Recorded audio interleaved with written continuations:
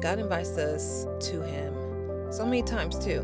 God rejoices when we return to Him. He rejoices when we find our way back to Him. This doesn't really show even like a glimpse. My journey with God was not perfect. That was my excuse.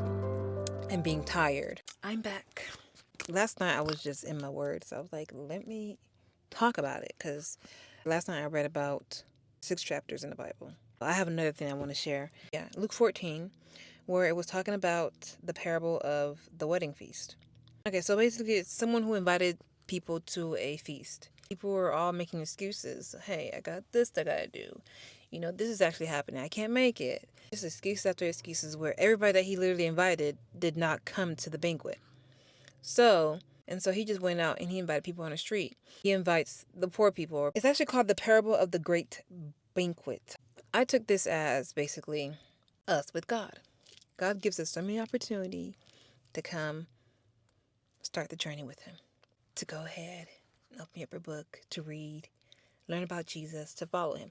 God gives us so many chances. God invites us to Him so many times too. And we always come up with excuses that prevents us from starting our journey with God. And what got me is that at the end of this parable, it says here, "For I tell you, none of these men who were invited shall taste my banquet."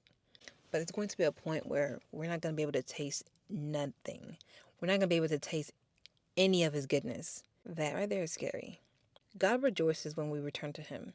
My journey with God was not perfect, but I started to take Him seriously, I think, about 2 years ago. This doesn't really show even like a glimpse of everything I've been diving into, that I've decided to actually get to know Him.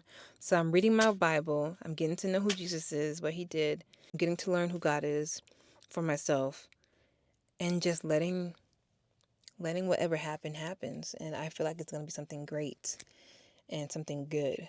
And I'm so glad that I found Him. I wrote down a question.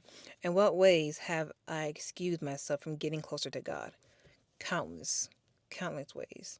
My busy lifestyle, like when I was always working, that was my excuse.